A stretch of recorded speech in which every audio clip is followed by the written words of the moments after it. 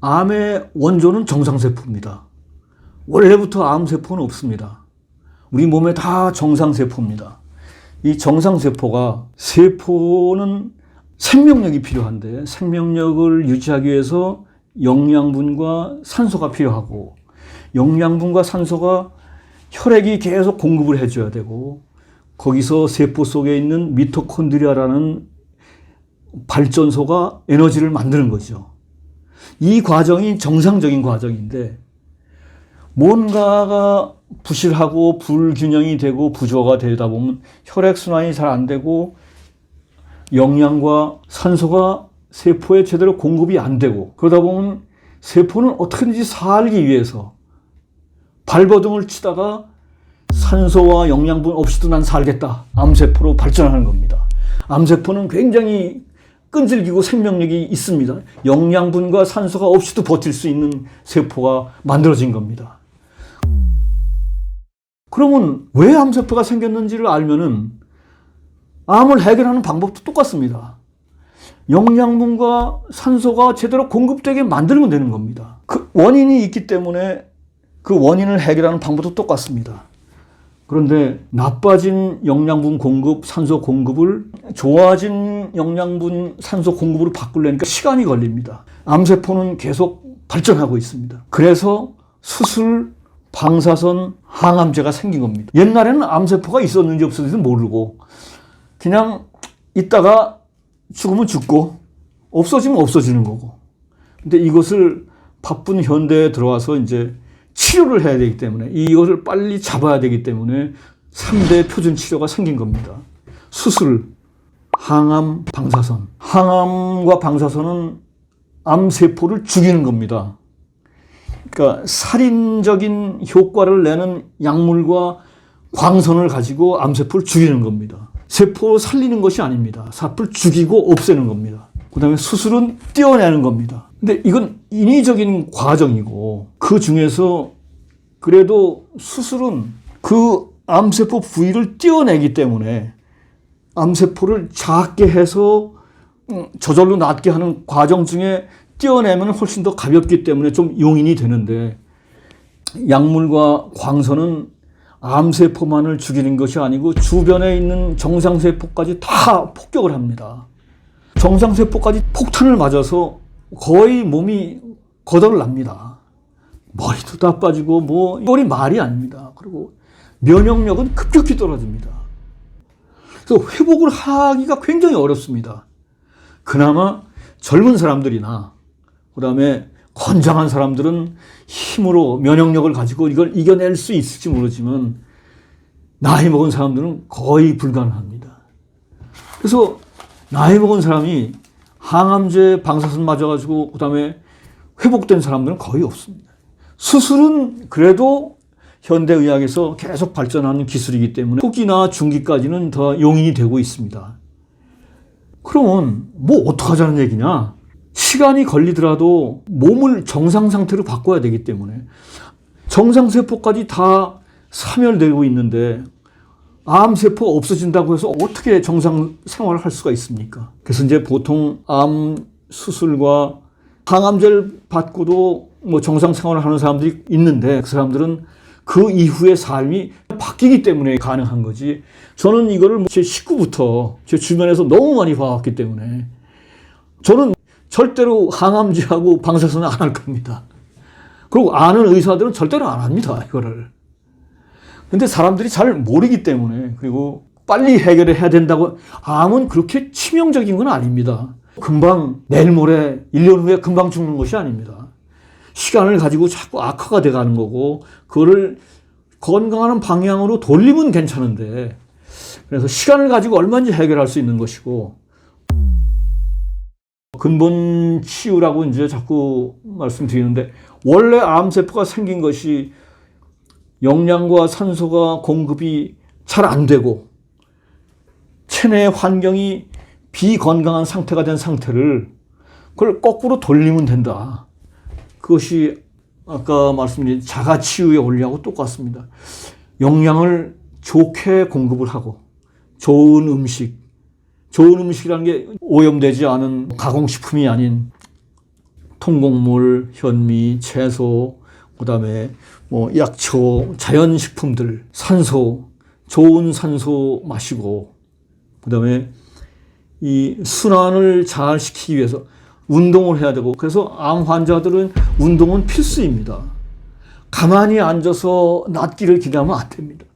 움직이고 순환을 시켜야 되기 때문에, 그러면은 영양이, 산소, 순환이 좋은 방향으로 가면서 한번 방향이 틀어지면은 자꾸 선순환이 됩니다. 선순환이 되다 보면은 몸이 점점 나아지고 몸의 건강 상태가 좋아지기 때문에 암세포가 저절로 없어지든지 암세포가 정상세포로 바꿔지든지 환경이 바뀌기 때문에 바뀌는 겁니다. 그래서 이런 것들을 자연치유라고 해서 많은 사람들이 책도 쓰고 증언도 하고, 보통 산속에 들어가서 하는 게 가장 이제 나은데, 근데 자연 환경이 되기 때문에, 근데 꼭 그렇게 할 필요는 없고, 보통 한 1년 내지 1년 반 정도를 잡습니다. 그러니까 일상생활에서 떠나서, 여태까지 하던 그런 복잡하고 비건강한 일상에서 떠나서 1년 내지 1년 반을 할 수 있으면 정상 상태가 되는데, 그게 굉장히 하기가 현실적으로 쉽지 않습니다. 고등학교 학생들 과외 공부하는 것처럼, 학원 다니는 것처럼 하면은 좋은데 쉽지 않기 때문에 누군가가 도와줘서 해주는 거.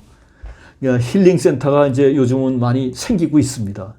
그래서 그 암을 치유하기 위해서 1년 내지 1년 반을 투자를 할 수 있느냐 없느냐, 저는 투자를 할 수 있다고 봅니다. 근데 뭐 생업이 있기 때문에 뭐 못할 수도 있고 여러 가지가 있겠지만, 어떻게 보면 나을 수 있는 걸, 정상 상태가 될 수 있는 길을 1년 내지 1년 반을 투자할 수 있는 막바지에서는 누구든지 할 수 있을 거 아닌가 생각을 합니다. 거의 그렇게 하기에 이제 무리가 많이 가기 때문에 3대 요법으로 그냥 가고 하다 보면은 거의 7, 80%는 실패합니다. 그러니까 몸이 떠받쳐 주는 사람은 그나마 좀 성공할 수 있고, 아주 건강한 사람도 그 3대 폭탄 맞고 나서는 거의 힘듭니다. 근데 이제 뭐 또 말씀드릴 거는, 우리 병원에 3대 수익센터가 있습니다. 일반적인 진료와 뭐 처치 가지고는 수익이 안 되기 때문에, 의료보험으로 다 묶여 있기 때문에 3대 수익센터는 1번 암센터입니다. 2번 건강검진, 3번 장례식장. 이 세 개가 병원의 수익을 바치고 있습니다. 그 중에서 가장 큰 것이 암센터입니다. 인지력 저하는 치매를 유발합니다. 인지력 저하를 예방하고 방지하기 위해서는 크게 한 4가지 정도 중요한 점이 있습니다. 첫째, 뇌 자극과 긴장을 줘야 됩니다. 보통 우리가 수도쿠나 낱말 채우기 등을 하라고 하는데, 뭐 그런 것들은 간단하지만 저는 근육 운동을 또 강조하고 싶습니다. 근육 운동은 혈관 흐름을 자극해서 결국 뇌 혈류까지 자극하게 되고, 그래서 뇌 자극과 긴장을 주게 됩니다. 다른 하나는 왼손 사용을 조금 더 강조하고 싶습니다. 보통 우리가 90% 이상의 사람들은 다 오른손잡이인데, 우리 몸에서 가장 안 쓰는 부위가 왼손이라고 합니다. 그래서 왼손을 쓰게 되면은 뇌에 자극을 주게 됩니다. 저도 지금 이 책을 쓰면서 시작하게 됐는데, 양손으로 양치질을 시작했습니다. 보통은 오른손으로만 하는데 왼손으로 처음에 하니 굉장히 불편한데, 불편하다는 게 결국 뇌에 긴장을 주게 됩니다. 뇌에 긴장을 주면은 그것이 인지력 강화에 도움이 됩니다. 둘째로, 치매의 최대 위험인자는 청력 저하입니다. 이 높은 소리를 듣는 습관을 버리고 들릴 수 있는 한 되도록이면은 낮은 소리로 듣는 버릇이 좋다고 합니다. 그래서 요즘 젊은 세대들은 높은 소리로 헤드폰, 이어폰을 많이 사용하는데, 나중에 그것이 안 좋은 결과를 유도할 수 있습니다. 높은 소리로 말하는 것도 그렇고 듣는 것도 그렇고 청력 저하가 나중에는 인지 저하의 문제를 일으킵니다. 세 번째는 체중 관리입니다. 캘리포니아 주립대 연구 결과에 의하면은 과체중 환자는 뇌가 8년, 그 다음에 비만 있는 환자는 뇌가 16년이나 더 노쇠한다고 합니다. 그러다 보면 치매 가능성이 훨씬 높아지고, 그래서 과체중과 비만을 관리하는 것이 치매에 도움이 됩니다. 다른 하나 중요한 사실은 햇빛입니다. 햇빛과 치매와 우울증의 관계입니다. 햇빛은 비타민C 생성에 도움을 주고, 그 다음에 기억력 장애에 밀접한 관계가 있습니다. 햇빛이 부족하면 기억력이 떨어집니다. 그래서 많은 학자들 얘기는 하루 20분 햇빛 쬐기가 영양제보다 100배의 큰 선물이다. 햇빛과 그리고 몸을 움직이는 운동은 행복 호르몬인 세로토닌을 증가시킵니다. 그래서 지금 말씀드린 뇌에 긴장을 주고 자극을 자꾸 주자. 그 다음에 청력에 대해서 신경을 쓰자. 그 다음에 체중 관리. 그 다음에 햇빛을 적절한 양을 쬐이는 것이 치매, 인지력 저하, 그 다음에 우울증 개선에 도움이 됩니다. 노화 늦추기의 마음 관리에 한꺼번에 얘기해서는 쉬면 쉴수록 늙는다고 합니다. 조금 어폐가 있지만 죽을 때까지 열심히 배우고 열심히 일합시다. 그리고 또 하나는 많이 앉거나 많이 누울수록 치매 위험이 증가합니다. 되도록이면 서 있고 앉아 있다가도 자주 서고, 그 다음에 좀 활동적으로 움직이는 것이 뭐 다른 건강에도 다 영향을 주지만 뇌의 건강에도 큰 도움이 됩니다. 우리가 간과하고 있는 게 건강의 핵심 요소가 다 좋은 것이 아니고 부족하거나 넘치거나 하면은 문제가 생깁니다. 적절한 균형을 찾아야 되는데 그 중에서 특히 호흡을 하는 산소와 먹는 것, 음식, 그 다음에 움직임, 운동이 부족해도 문제고 넘쳐도 문제입니다. 하나씩 설명을 드리겠습니다. 산소는 생명의 필수입니다. 뭐 상식이죠. 하지만 산소를 통해서 우리가 에너지를 생성을 하는데 자연스럽게 활성산소가 배출이 됩니다. 에너지를 생성하기 위해서는 산소가 활용이 되고 그걸 통해서 활성산소가 발생이 됩니다. 그건 자연스러운 현상인데 이 활성산소가 과잉이 되면은 역으로 세포 노화를 일으키고 염증을 일으키고 또 질병을 촉진하게 됩니다. 그래서 많은 건강학자들이 활성산소의 피해를 줄이자. 그래서 이제 얘기되는 것이 항산화, 활성산소를 피하는 항산화 습관과 간헐적 단식을 얘기합니다. 항산화 습관은 또 먹는 것과 움직임인데 항산화 음식, 대표적인 항산화 성분을 갖고 있는 제가 책에서도 강조한 파이토케미칼, 보통 과일이나 채소에 많은 플라보노이드, 그 다음에 포도나 베리류에 많은 폴리페놀, 이런 파이토케미칼을 자주 섭취를 하고, 그 다음에 스캐빈저라고 있습니다. 활성산소를 제거하는 역할을 하는 물질입니다. 스캐빈저가 많은 식품을 섭취하자. 베리류, 녹차, 견과류, 뭐 다크 초콜릿 같은 것들이 있습니다.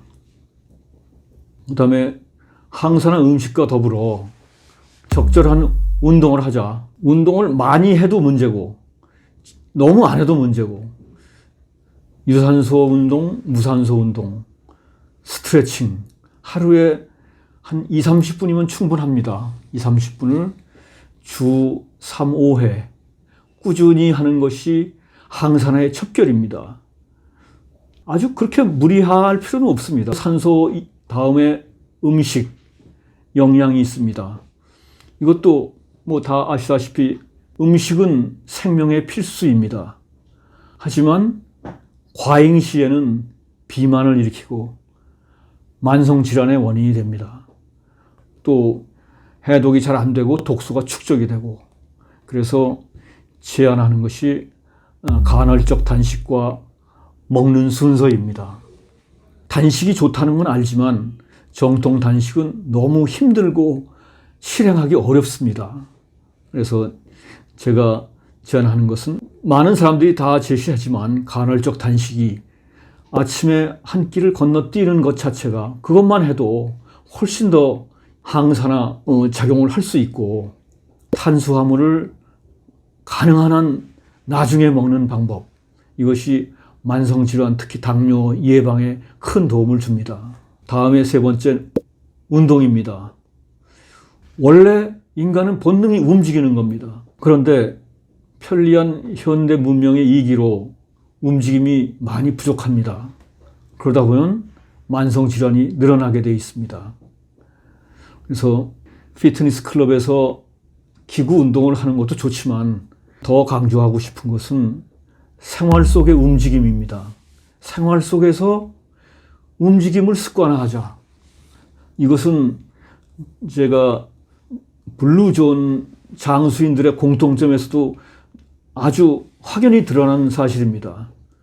생활 속에서의 움직임을 습관화하는, 간단한 앉기보다는 서기, 차 타기보다는 걷기, 엘리베이터 타기보다는 계단 오르기, 대중교통 이용하기, 이런 것들이 생활 속에서 습관화가 되면은 거의 운동의 효과의 70, 80%는 소화할 수 있습니다. 사람의 본능은 또 좀 편하고 안락함을 좋아하기 때문에 이런 것도 싫어합니다. 귀찮기 때문에. 그래서 이것도 또한 귀찮음과 편안함의 사이의 균형과 조화를 이루어야 됩니다. 정리하겠습니다. 건강은 넘침과 부족함 사이에서의 균형과 조화를 추구해야 됩니다. 그리고 균형과 조화 속에서 건강이 피어납니다. 몸 상태를 꾸준히 관찰하면서 내 몸에, 사람마다 다르기 때문에 그 적정선이, 내 몸의 적정선을 찾고 유지하고 강화하는 지혜가 건강의 길입니다. 장수인들은 비만한 사람이 없다고 합니다. 비만이 장수와 연관성이 크다고 합니다. 근데 비만은 단순히 체중이 많이 나가는 게 아닙니다. 몸에 체지방이 과도하게 축적된 상태가 비만입니다. 비만은 섭취한 과잉 영양이 활용되지 않고 몸에 축적된 상태죠. 체지방으로. 우리가 먹는 영양소에 대량 영양소와 소량 영양소가 있습니다. 3대 대량 영양소로 우리가 알고 있는 탄수화물, 단백질, 지방, 그게 다 제일 큰 연료 영양소입니다. 마른 사람이건 비만인이건 3대 영양소를 먹게 됩니다. 근데 이 3대 대량 영양소는 두 가지 요소에 의해서 에너지로 사용되는 힘이 되든지 아니면 몸속에 쌓이는 살이 찌든지 둘 중에 여부가 결정됩니다. 두 가지 요소가 무엇이냐? 3대 대량 영양소는 다 섭취합니다. 섭취한 3대 대량 영양소를 분해하는 소량 영양소가 있습니다. 비타민, 미네랄, 효소, 이런 것들이 이 대량 영양소를 분해하고 촉매 역할을 해서 영양을 공급하게 됩니다. 또 하나는 지금까지 두 개 다 먹는 건데, 신체를 움직이는 운동량이 있어야지만 이 3대 대량 영양소가 힘으로 작용할 수 있습니다. 에너지를 발생시키고 힘을 작용하는데, 운동이 부족하다 보면 몸에 살이 찌게 됩니다. 비만한 사람들은 늘 피로하고 기력이 약합니다. 영양이 과이면은 기력이 좋아야 되고 항상 힘이 넘쳐야 되는데 반대입니다. 그 이유는 지금 얘기한 두 가지 요소, 신체 운동 부족과 또 하나는 대량 영양소를 분해하는 소량 영양소, 비타민, 미네랄, 효소의 부족으로 3대 대량 영양소는 많이 먹는데 그거를 분해할 수 있는 소량 영양소가 부족하거나 아니면 몸을 움직이는 운동량이 부족하다 보면 이게 에너지화가 안 되고 살이 찌게 되는 것입니다. 그럼 비만이 체지방 살이 좀 있다고 해서 뭐가 문제냐? 비만은 모든 질병의 원인이 염증인데 비만은 만성염증을 일으킵니다. 또 이 만성염증은 만성질환으로 변하면서 당뇨, 고혈압, 고지혈, 심혈관 질환의 원인이 됩니다. 또 하나 큰 문제는 비만인은 체중 증가로 해서 관절이나 근골격계의 부담이 굉장히 커집니다. 관절염, 허리 통증이 유난히 많습니다. 또 한 가지는 비만은 암 발생의 위험을 증가시킵니다. 만성염증 상태가 지속되다 보면 인슐린 저항성도 유도가 되고 그다음에 지방 조직과 지방세포에서 분비되는 호르몬이 있는데 이 지방세포에서 분비되는 호르몬이 암 성장 환경을 촉진시킵니다. 특히 비만과 관련된 암은 유방암, 대장암, 식도암, 신장암, 췌장암 이 5개 암이 특히 비만과 큰 연관이 있습니다. 그럼 이 비만 관리, 적정 체중을 위해서는 어떻게 해야 될까? 많은 얘기들이 있지만 또 간단히 얘기해서 음식과 운동과 생활 습관입니다. 음식은 덜 먹는 것이 당연히 좋겠죠. 그냥 막연히 덜 먹을 수가 없기 때문에 좋은 방법으로 간헐적 단식을 그중에서 특히 아침 거르기를 제한하는 것입니다. 그 다음에 비만인들은 먹는 속도가 좀 빠릅니다. 보통 사람들보다. 그래서 천천히 먹다 보면 같은 양을 먹더라도 훨씬 포만감이 커집니다. 천천히 먹는 것이 중요합니다. 근데 습관이 되다 보니까 빨리 먹게 되고 빨리 먹는 사람들이 체중이 자꾸 늘어나게 됩니다. 그 다음에는 정제 탄수화물, 지방, 설탕, 가공식품 등을 어떻게든지 제한시켜야 됩니다. 정제 탄수화물은 간단히 얘기해서 밥, 빵, 면 이것이 혈당 스파이크를 급격히 올렸다가 급격히 내렸다가 특히 이 정제 탄수화물과 설탕이 그 역할을 합니다. 다음은 운동인데 운동은 많은 사람들이 상식적으로 알고 있는 것, 운동하면은 살이 빠진다. 체중 감량의 효과는 그렇게 크지는 않습니다. 운동을 강조하는 이유는 운동을 하면은 유산소 운동과 무산소 운동을 하면은 이 몸의 기초 대사량이 증가합니다.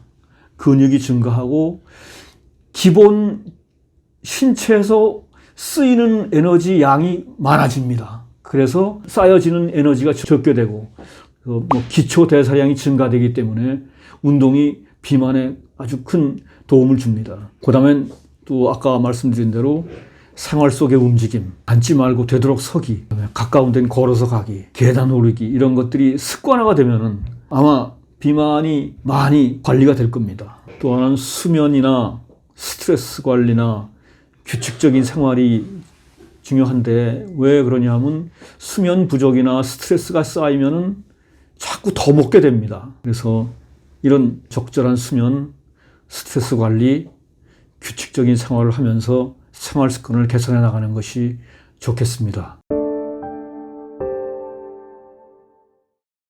우리 몸에는 세포가 있고 세포가 모여서 조직이 되고 장기가 되고 장기 기관이 됩니다.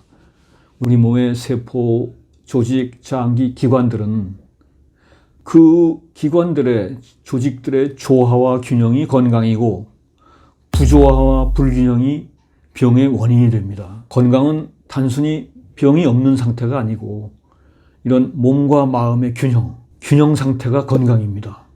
그래서 건강한 식습관, 균형 잡힌 식사, 아까 얘기한 가공식품, 설탕, 밥방면의 정제 탄수화물을 어떻게든지 좀 줄이고 과식과 폭식을 줄이고 일정한 식사 시간을 유지하는 것, 이게 건강한 식습관입니다.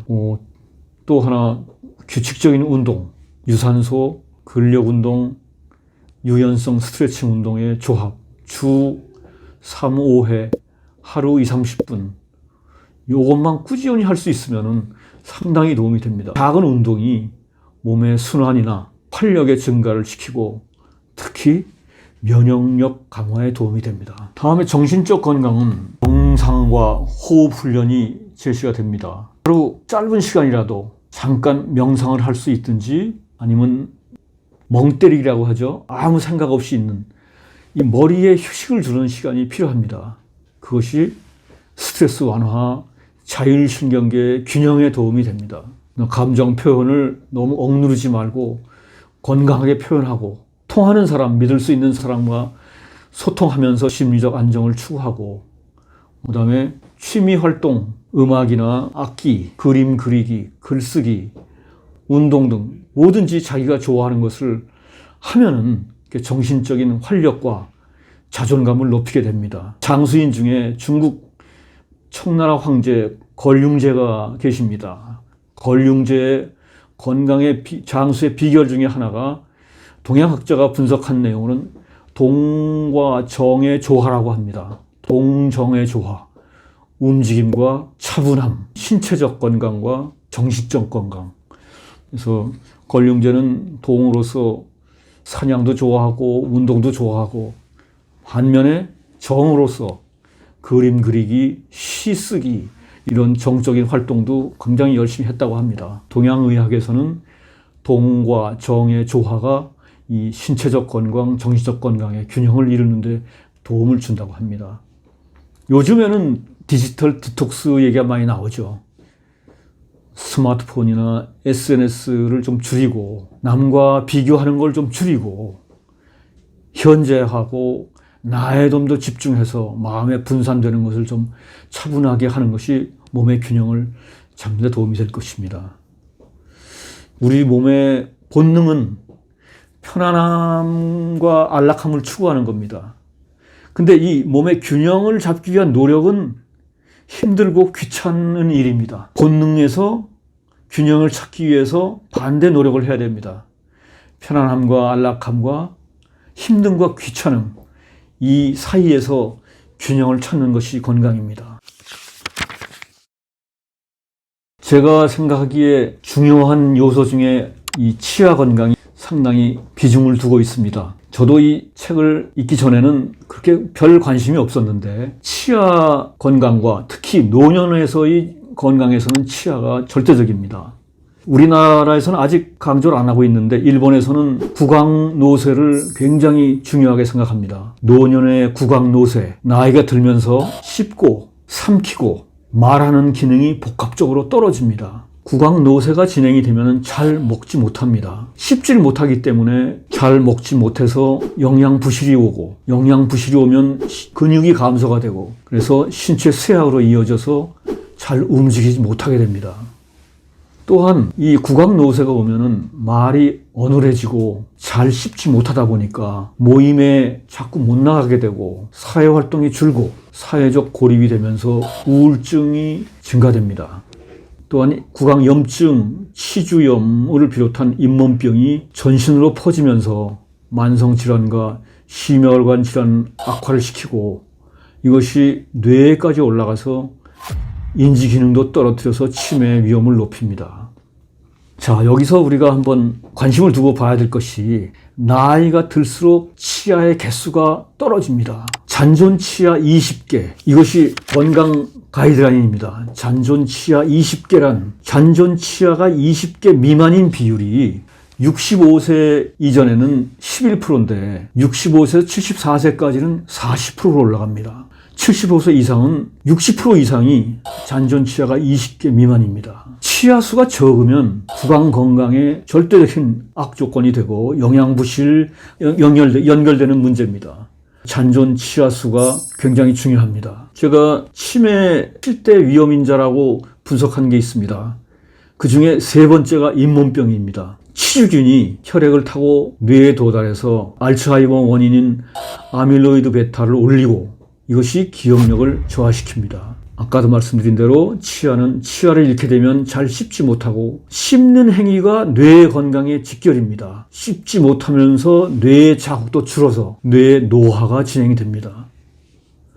이것도 연구 결과에 명확한 사실인데, 70대 이상의 평균 치아수, 치매가 아닌 사람은 15개 이상, 치매가 의심이 되거나 치매인 사람은 10개 미만. 그래서 아까 얘기한 건강 가이드라인에 잔존 치아 20개 이상의 사람은 치매에 걸릴 확률이 절반으로 뚝 떨어집니다. 요즘 일부 치과 중심으로 자기 치아 살리기 운동이라고 벌어지고 있습니다.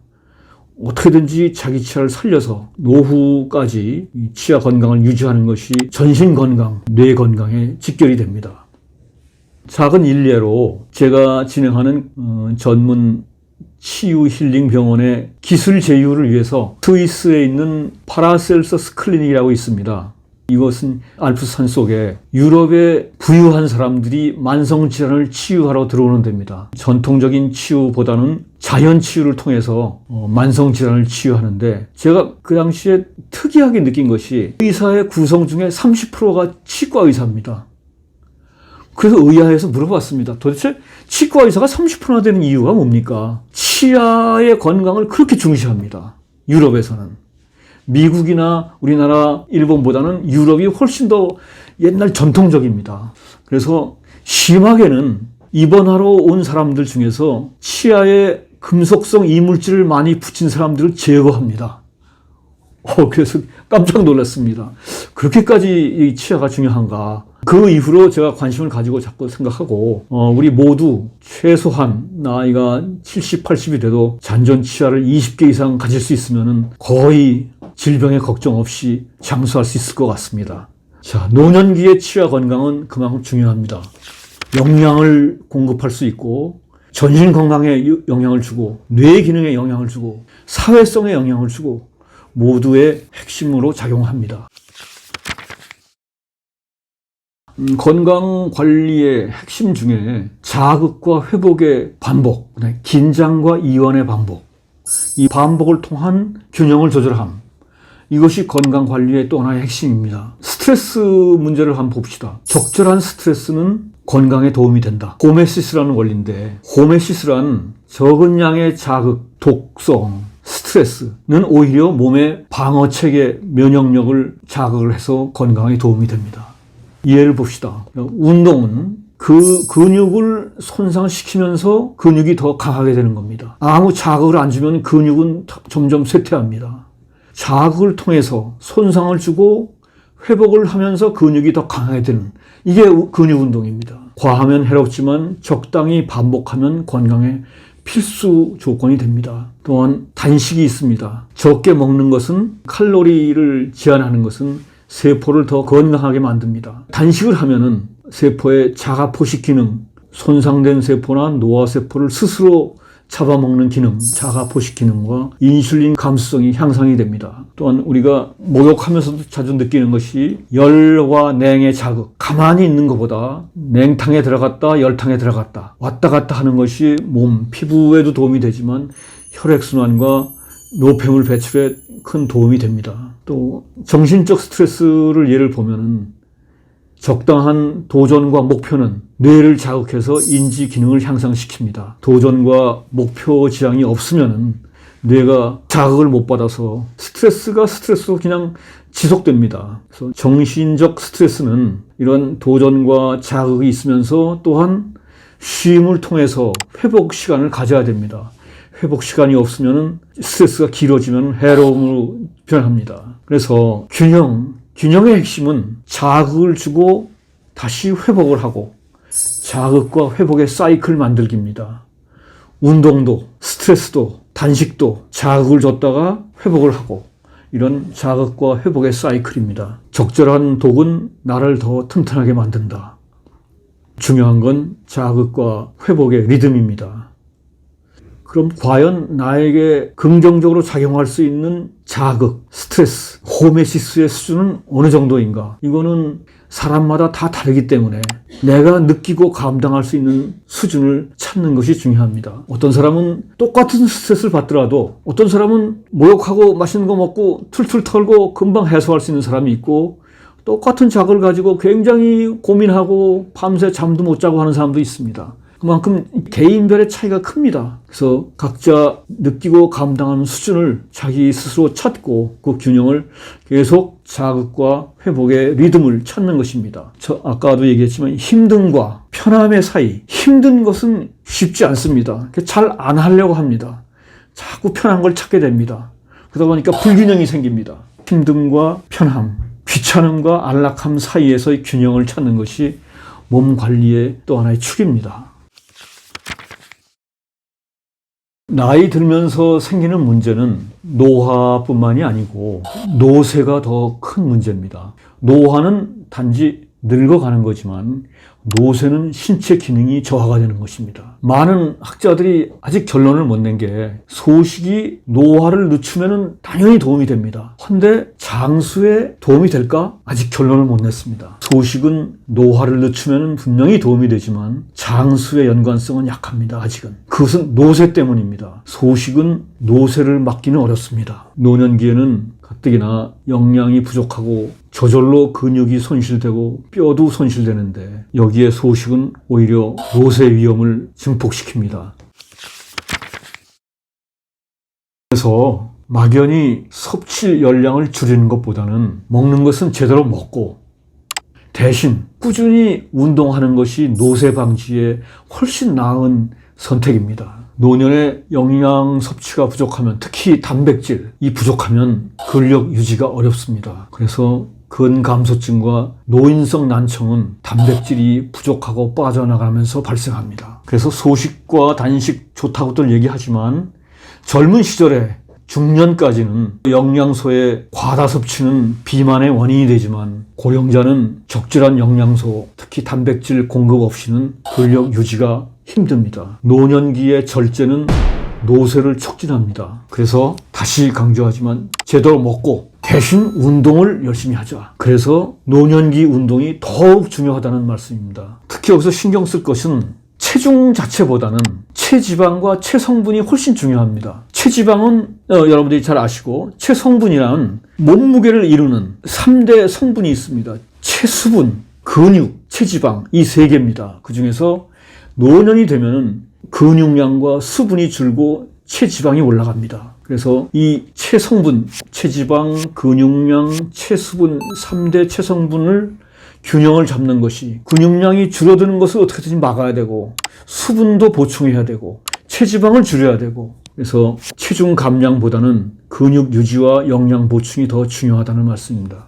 단지 체중을 키로에서 65kg 줄였다는 것은 큰 이슈가 안 됩니다. 체성분의 구성 성분이 중요합니다. 그래서 근육은 최고의 건강보험입니다. 근력 운동이 식단과 함께 노년기에는 필수입니다. 그렇다고 운동을 대단한 걸 요구하는 것이 아니고 매일, 아까 얘기했듯이 매일 하루에 20-30분 주 3-5회 꾸준히, 운동도 간단한 것부터 시작하면 됩니다. 푸시업, 스쿼트, 플랭크. 플랭크는 생각보다 쉽지 않은데 거꾸로 누워서 팔꿈치로 온몸 지탱하기 1분 이상 하기도 쉽지 않습니다. 처음에는. 하여튼 2-3분 하면은 이 코어 근육과 복근이 상당히 강화가 됩니다. 그걸 버틸 수 있는 힘. 그것만 해도 넘어지는 걸, 낙상을 월등히 예방할 수 있습니다. 그 다음에 간단하게 아령이나 덤벨을 하는 것. 하루에 20-30분 주 3-5회. 이것만 해도 아주 도움이 됩니다. 그리고 생활 속에서의 움직임, 계단 오르기, 앉지 말고 서기, 이런 것들이 근육을 자극합니다. 제가 만든 슬로건입니다. 노년기의 건강을 위한 슬로건. 적절히 먹되 단백질을 잘 챙겨 먹고 어떻게든 잘 움직이자. 이 단백질은 제가 책에서 언급한 슈퍼 에이저 중에 아일랜드의 모건 씨라고 있습니다. 모건 씨가 실내 조정 경기 선수인데 이 단백질을 잘 챙겨 먹는 것이 또 그 사람의 건강 장수 비결 중에 하나였습니다. 우리가 생각보다 단백질을 강조하는 이유가 노년의 노쇠를 방지하기 위한 겁니다. 그리고 다른 하나는 또 체중보다는 체력, 체성분의 균형, 그리고 다시 또 막연한 영양 칼로리보다는 단백질 보충이 더 중요합니다. 최근에 미국 국립암연구소 NCI에서 연구 결과를 발표했습니다.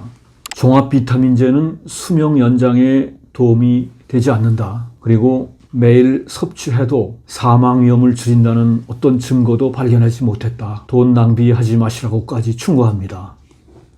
대신에 이 부족한 비타민이나 미네랄 등은 필수 영양소로서 식단에서 섭취하시라고 합니다. 최근에 푸드 시너지라는 개념이 재조명받고 있습니다. 생물학에는 유명한 명제가 있습니다. 부분의 합이 전체가 아니다. 세포의 합이 조직이 아니고, 조직의 단순한 합이 장기가 아니고, 장기의 단순한 합이 생명체가 아닙니다.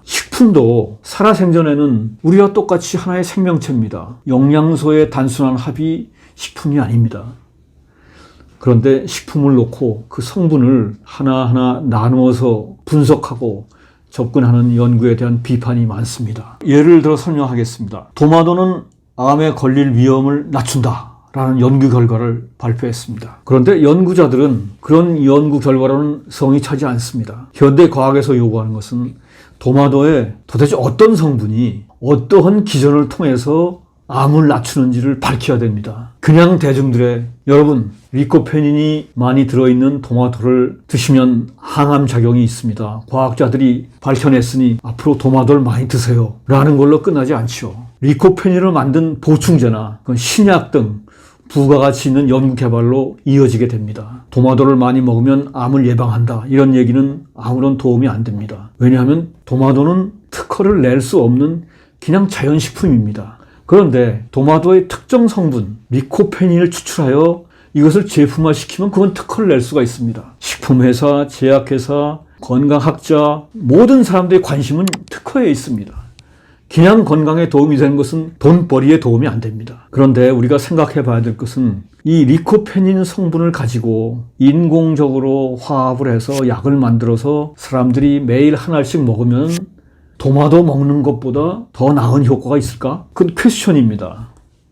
혹시 이 리코페닌이 든 토마토 내에 다른 많은 성분들과 함께 결합을 해서 우리가 먹을 때는 몸에 좋지만 단독으로 성분만을 빼서 인공적으로 만든 순수 리코페닌이 혹시나 나쁜 효과는 없을까? 제가 말씀드린 것은 어떤 식품이 건강에 좋다고 해서 그 식품에 들어있는 특정 성분을 추출해서 보충제로 만들어 먹으면 더 좋을 것이다라는 환상은 피하는 것이 좋겠습니다. 재미있는 우화가 있습니다. 아침마다 황금알을 낳는 닭의 배를 갈라보니 아무것도 없었다. 혹시 기억하실지 모르겠습니다만 닭이 없이는 황금알도 없습니다. 리코페닌이 든 도마도가 없이는 리코페닌도 없습니다. 아주 재미있는 일례 두 개 들겠습니다. 유명한 간장약이 있습니다. 우루사라고 있는데 그 우루사의 캐치프레이즈는 웅담 성분의 간장약입니다. 이 우루사를 개발하게 된 계기가 우리 수천 년 전부터 웅담은 굉장히 명약이다, 보약이고 몸에 좋다. 곰의 쓸개에 있는 무슨 성분이 사람과 다른 동물들의 쓸개에 있는 어떤 성분과 다르기 때문에 이게 이렇게 효과가 있는 것이냐, 이걸 분석을 했습니다. 똑같은데 딱 하나가 차이가 났습니다. 우르소 데석시콜릭 에이시드라는 UDCA라는 성분이 웅담에는 들어있었고 다른 데는 없었습니다. 아, 됐다. 이 UDCA를 우리가 추출하자. 그렇다고 곰을 잡아가지고 매일 뽑을 수는 없고 UDCA를 인공 합성을 하자. 그래서 성공한 것이 우르사입니다. 그래서 우르사는 캐치프레이즈 웅담 성분의 간장약입니다. 약국에서 팔리는 단일 품목 중에 랭킹 5위 내에 들 겁니다. 그만큼 히트친 작품이고 비교할 수 없지만은 천연 웅담과 인공 합성 웅담 성분과는 차이가 엄청나겠죠. 닭을 키우는 양계장에서 도정되기 전에 쌀을 먹이다가 잘 도정된 쌀을 닭에게 먹였더니 시간이 조금 지나서부터 닭이 기운이 없고 비실비실합니다. 도대체 왜 그랬을까? 도정되기 전의 쌀과 도정된 쌀의 차이가 무엇인가? 이거를 연구했습니다. 그랬더니 이 현미의 쌀 눈에는 있고 도정된 쌀은 쌀 눈이 없습니다. 아, 여기 있구나. 현미의 쌀 눈에 있는 특정 성분, 이것을 비타민으로 명명을 해서 대대적인 성공을 했습니다. 비타민의 발생이 여기서부터 생겼습니다. 그러면 비타민 알약을 먹는 것과 현미를 그대로 쌀눈과 함께 먹는 것, 천연의 쌀눈이 더 낫겠죠. 비타민과 건강보조식품이 필요 없다는 주장이 아니고 우리가 생각하는 막연한 환상은 버리자는 말씀입니다. 대부분의 경우에 영양이 부족하지 않은 사람들, 영양이 넉넉한 사람들은 별 효과가 없습니다. 먹으나 안 먹으나. 근데 노약자나 어떤 특정 질환을 앓고 있는 사람은 특정 성분의 보조제는 도움이 될 수 있겠지만 그렇게 보통의 사람들한테는 별 효과는 없다고 합니다. 이것이 무엇이냐 하면 결합의 신비입니다. 하나하나 성분의 문제가 아니고 이것이 같이 결합이 됐을 때 시너지가 생기는 겁니다. 이 결합의 신비는 우리 인체에도 있습니다. 산소, 탄소, 질소, 구리, 망간 다 해가지고 자연계에 있는 물질 원소는 92개입니다. 조금 더 많다고 하는 사람도 있고, 그런데 이 92개 중에 21개만이 인체를 구성하고 있습니다.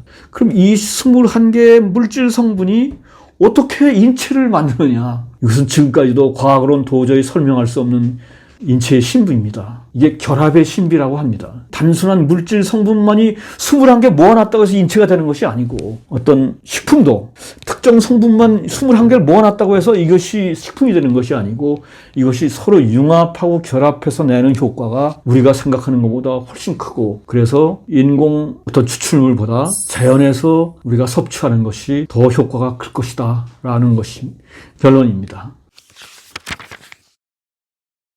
우리가 기억해야 될 것은 절대적인 건강관리법은 없다.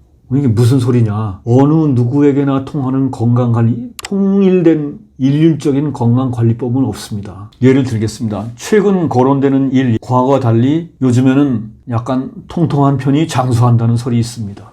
허리 둘레가 굵은 편이 건강 상태가 좋은 사람이 있고, 허리가 가는 쪽이 편하고 건강한 사람이 있습니다. 어느 것이 좋고 어느 것이 나쁜지는 그건 그 사람 상태에 달려 있습니다. 사과 껍질의 예를 들어봅시다. 사과 껍질을 벗겨 먹는 것이 좋으냐, 그대로 먹는 것이 좋으냐, 그건 사람의 몸 상태와 필요에 의해서 달라집니다. 무슨 얘기냐 하면은, 사과 껍질에는 펙틴이라는 중요한 성분이 있습니다. 혈당을 저하시키는 성분입니다. 특히 인슐린 과다인 사람한테는 펙틴이라는 성분이 중요한데, 이 펙틴이라는 성분, 사과 열매 중에서도 껍질에 집중되어 있습니다. 그래서 사과의 영양의 성분은 껍질에 있습니다. 사과의 영양분 섭취를 원하는 사람은 껍질째 먹으면 되고, 또 한편으로는 농약이 많이 묻어 있으니 껍질은 벗겨서 먹어라. 그것도 일리가 있습니다. 내가 선택할 것은 사과의 영양분이 나한테 더 필요한가? 아니면 환경 오염을 피하는 것이 더 필요한가? 그건 사람에 달려 있습니다. 저는 사과를 통째로 먹습니다. 저는 사과 영양분이 더 좋다고 생각합니다. 어떤 사람은 껍질을 벗겨서 먹는다고 하면 그것은 농약을 회피하기 위해서 그렇습니다. 정답이 없습니다. 누구에 맞는 정답보다는 어떤 것이 옳고 어떤 것이 그른가는 그 사람에 달려 있습니다. 건강하고 즐겁게 지내고 있다면 너무 수치에 연연하지 말자. 이것이 건강검진에 관련된 제가 말씀을 드리고자 하는 얘기입니다. 건강검진은 일률적으로 1년에 한 번 전체 검사를 한다. 저도 회사 다닐 때 회사에서 1년마다 하라니까 이제 쭉 해봤는데, 하면서도 너무 자주 하는 거 아닌가. 그런데 제가 이제 주로 말씀드린 게 중장 노년층들한테 말씀드리는 거는 필요한 만큼만 나한테 맞는 것을 찾아서 하자. 건강검진의 순기능은 당연히 있습니다. 조기 발견을 해서 조기 치료를 하면은 생존율이 높아지고, 또 내 건강 상태를 알고 또 생활 습관 개선의 계기가 되기도 하고. 근데 문제점은 과잉 진단과 과잉 치료입니다. 작고 느린 양성 종양도 암으로 진단이 돼서 공포와 불안을 조성을 하고, 약간의 이상 수치가 나와도 좀 지나면 자연 회복될 수 있는 이상 수치도 치료의 대상이 되고, 검진으로 불필요한 검사나 시술이 반복이 되고 건강 염려증과 과민 반응이 올라갑니다. 제 가까운 친구 중에 하나가 건강검진 받다가 갑상선암 초기라고 해서 그걸 수술했다가 수술의 부작용으로 몇 달 후에 갔습니다. 정말 황당합니다. 멀쩡하던 친구가 건강검진 받았다? 갑상선암 초기다. 수술을 해야 됩니다. 수술했습니다. 극단적인 예를 들었지만, 하여튼 건강검진은 너무 과도하게 받는 것도 이 중장년한테는 조절이 필요하지 않는가. 그래서 최근 일본에서는 국가 지정 건강검진 명단에 75세 이상은 암 검진이 빠졌습니다. 75세 이상 되시면은 암으로 돌아가실 확률보다는 다른 질환을 더 챙겨봐야 됩니다. 암은 시간이 오래 걸리면서 천천히 진행되는 거기 때문에. 그리고 80대 후반에 돌아가신 분들을 이렇게 해부를 해보면은 작은 암이건 중간 암이건 간에 암이 대부분 많이 있다고 합니다. 몸에. 암은 그냥 있는 겁니다. 이게 악화되고 전이가 급속도로 안 되면 그냥 같이 살면 되는 겁니다. 노인 80이 넘어서 암 수술을 한다. 그거는 좀 너무 과한 거 아닌가. 그리고 다스리면서 남은 여생을 잘 살면 되는데 이걸 괜히 수술로 무슨 항암제로 방사선으로 막 해놓으면은 가뜩이나 힘이 없는데 그냥 거의 삼일진영입니다.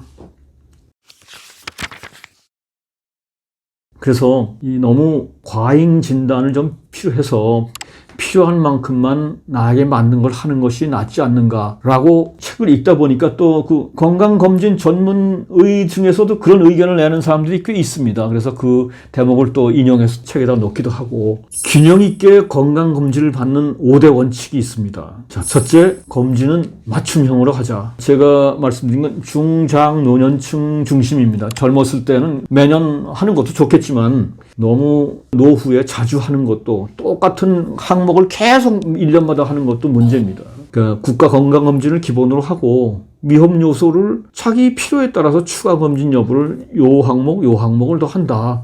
둘째로, 결과에 너무 과도하게 반응하지 말자. 경미한 이상 수치는 약간 경미하게 나왔어? 앞으로 어떻게 될까? 그러니까 추적 관찰을 하는 것이 중요하지, 경미한 수치가 기준치를 조금 넘었다고 해서 야, 이 큰일 났다.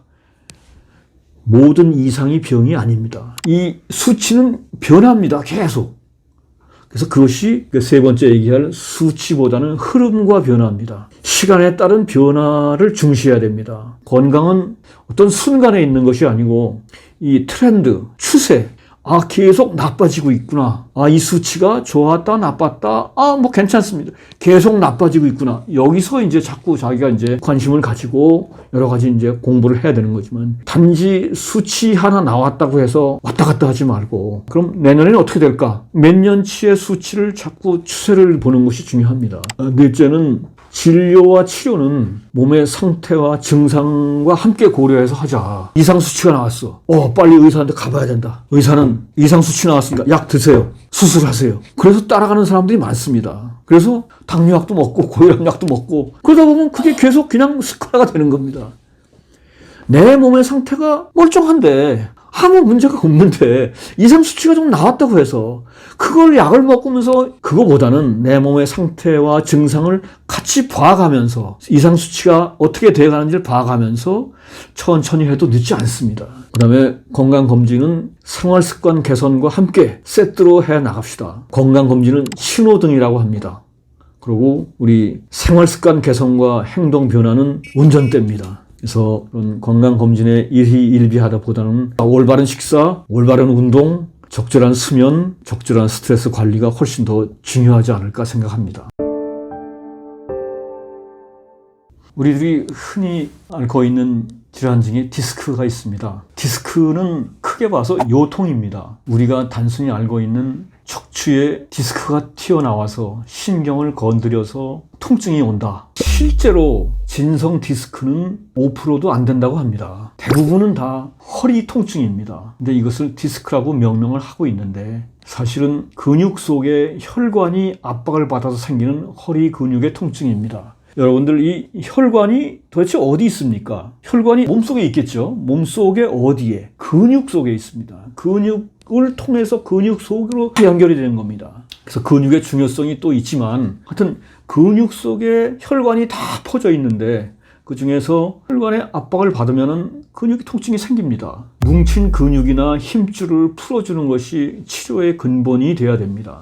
그런데 디스크 전문, 수술 전문의들은 인정하지 않습니다. 근데 분명한 것은 디스크도 자연 치유가 됩니다. 디스크 자연 치유를 제가 쓴 책에서 비교적 상세히 설명을 했습니다. 유명한 두 전문의, 오경석 박사와 서울 아산병원 척수센터 소장이시면 우리나라 척추계 제1명의 이춘성 박사의 얘기를 옮겨 적었습니다. 오경석 박사는 디스크 질환은 대부분 근육통이다가 제목입니다. 그 다음에 이춘성 교수는 아프리카에는 디스크 환자가 없다. 이 두 분은 자신 있게 얘기합니다. 디스크는 자연 치유다. 그리고 진성 디스크는 5% 이내이며 꼭 디스크 수술을 해야만 된다면 수술은 전체 디스크 환자 중에서 5% 이내여야 한다. 재밌는 것은 우리나라는 특정 병원의 수술 건수가 지극히 높다는 것입니다. 일반적으로 수술이 일반화가 되려면 많은 병원들이 다 해야 되는데 특정 병원의 수술 건수가 거의 대부분을 차지합니다. 그래서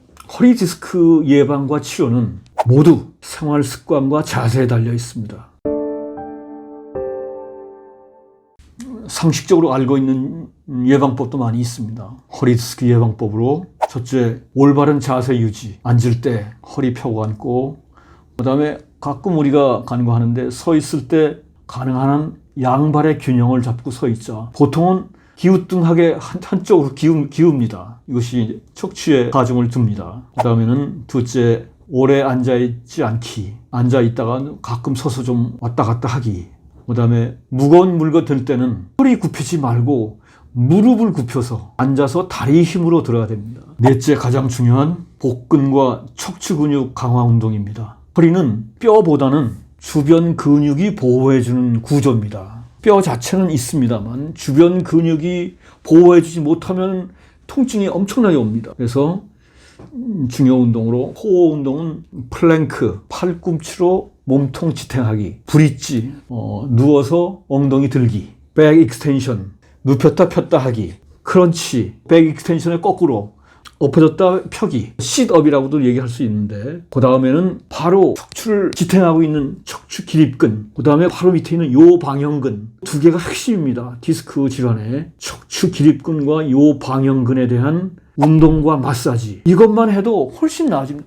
매일 1분씩만 한 일주일 해보세요. 훨씬 나아집니다. 근데 사람들은 하루 이틀 하다가 또 안 합니다. 이 요방형근, 위치는 제가 책에서 말씀드린 서울대학교 병원 신체 해부도를 참고하시면 다 나옵니다. 척추 기립근 어떻게 그림도 나오고, 그 다음에 요방형근 나오고, 그 두 개를 주먹으로 이렇게 상하 좌우로 마사지를. 저는 아침에 운동 끝나고 한 30초 매일 합니다. 아프지 않아도 이걸 해주면은 훨씬 허리가 가볍습니다. 상하 방향입니다. 이게 좌우가 아니고 상하 방향으로 마사지 해주고, 그 다음에 직통정혈인 신수혈하고 허리 양쪽 뒤로 한 뼘 정도, 신수혈에 대한 지압 한 1, 2분 눌러주고 1, 2분 풀고 한 2, 3분만 해도 지금 얘기한 운동하고 척추 기립근과 요방형근 마사지하고 직통정혈 신수혈 자극하고 이것만 하면은 예방은 충분합니다. 저도 디스크 비슷한 허리가 아파서 뭔가 이상하게 삐끗해가지고 유명한 압구정동에 있는 한방병원에 갔습니다. 제2한방병원에 갔는데 거기는 디스크 수술, 디스크 치료 전문입니다. 또 의사들도 많고 전부 다 원장입니다. 그래서 어느 원장한테 갔더니 거의 보지도 않고 당장 사진을 찍어야 된다고 합니다. 사진을 찍는데 보험으로 안 됩니다. 그래서 사진을 찍고 나서 딱 요 부위에 디스크가 돌출돼 있습니다. 거의 대부분의 사람들은 약간의 돌출은 다 됩니다. 허리를 폈다 켰다 다 하니까 약간의 돌출은 다 있는데 그 돌출된 거를 수술을 해야 된다고 합니다. 그래서 저는 깜짝 놀래가지고 제가 수술하려는 게 아니고 거의 수술로 유도를 합니다. 그래서 저는 주위에서 철심받고 한 사람들, 제 친구들도 있지만 몇 년 후에 다들 아파서 고생합니다. 그래서 나와서 제 나름대로 그냥 마사지하고 운동도 하고 했더니 한 2, 3주 있으니까 요통 없어집니다. 요통이 그 당시에는 통증이 굉장히 참기 힘들지만 요통은 풀어주면 됩니다. 근데 그거를 참고 좀 한 일주일 정도 이렇게 하기가 사실은 쉽지 않은데, 허리 디스크 치료법이 크게 두 가지입니다. 보존시키는 거, 보존적 치료법. 대부분은 여기에 해당됩니다. 약물, 물리치료, 운동치료가 핵심이죠. 생활습관, 자세 교정하는 거, 이런 걸 통해서 대부분이 해결이 됩니다. 그리고 다른 하나는 수술입니다. 디스크가 튀어나온 것이 진성 디스크로서는 수술이 필요한 사람은 디스크 환자 중에 많아야 5 내지 10% 정도입니다. 아까 얘기한 보존적 치료를 했는데도 6주 이상 호전이 없거나 근력이 마비가 되거나 대소변 장애가 있을 때는 수술을 적극 고려할 수 있습니다. 대부분의 경우에는 아까 얘기한 보존적 치료, 마사지나 보강운동, 자연치유를 통해서 해결하는 것이 제 주장보다는 그 유명한 두 척추의 명의들이 자신 있게 얘기하는 대로 우리가 한번 따라가 봅시다. 허리 디스크 관리의 핵심은 허리는 자세와 근육이 지켜준다. 자세가 삐뚤음하고 근육이 약해졌는데 그냥 허리 아프다고 수술하면 이게 됩니까? 자세와 근육을 지키면 저절로 나았습니다. 그래서 앉는 것 잘 앉고 잘 걷고 꾸준히 스트레칭 해주면 허리 디스크는 해결될 수 있다고 봅니다. 더 깊은 내용은 저의 절절을 참고해 주시면 좋겠습니다.